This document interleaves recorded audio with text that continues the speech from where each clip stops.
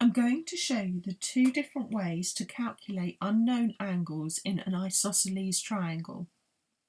In the top example, you'll see we're looking for a base angle, x, and in the bottom example, we're looking for y, which is the angle at the apex of the triangle. Both questions would ask you for reasons for your answer. And the reasons we would give for both examples are that there are 180 degrees in the internal angles of a triangle. Also, the base angles of an isosceles triangle are equal. I'm now going to calculate the unknown angles. In the first example, we're given the single angle at the top of the triangle, and I'm going to start by taking that away from 180 degrees. Leaves me with 110 degrees. That 110 degrees is split equally between these two base angles. So if I divide that by 2, that tells me that each one of those angles is 55 degrees. Therefore, in answer to the unknown angle in this first question, x equals 55 degrees. In the second example, we're looking for y, which you'll see is at the apex of the triangle. So there's a slightly different calculation for this.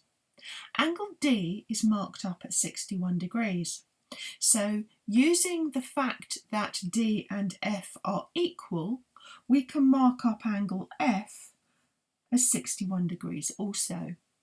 In terms of our calculation, if we add the two 61 degree angles, we have a total of 122 degrees between them. I subtract that amount from 180, and that will give me the final angle size. So 180 minus 122 leaves me with an angle that is 48 degrees. Angle Y is 48 degrees. Here's another exam question which combines a number of angle facts. My first piece of advice when dealing with questions like this is to look at the diagram and see exactly what you've got, and see if that brings to mind any angle facts that you can actually use in your calculation. We're told in this question that ACBD forms a quadrilateral. So we know we're probably going to use the angle fact of there being 360 degrees in the inside angles of the quadrilateral.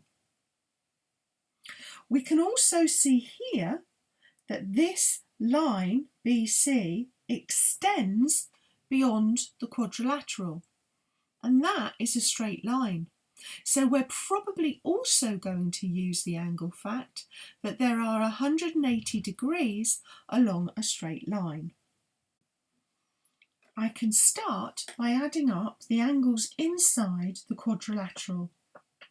115 plus 85 plus 65 gives me a total of 265 degrees.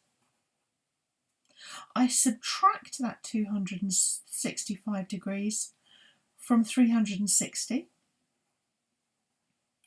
and that gives me the size of my unknown angle x equals 95. I can further go on to calculate the size of y using my angle fact that there along this angle here are 180 degrees. 180 degrees minus x, which is 95, gives me a total for y. Y is equal to 85 degrees. And I've said in terms of the reasons, we've got 360 degrees in the quadrilateral,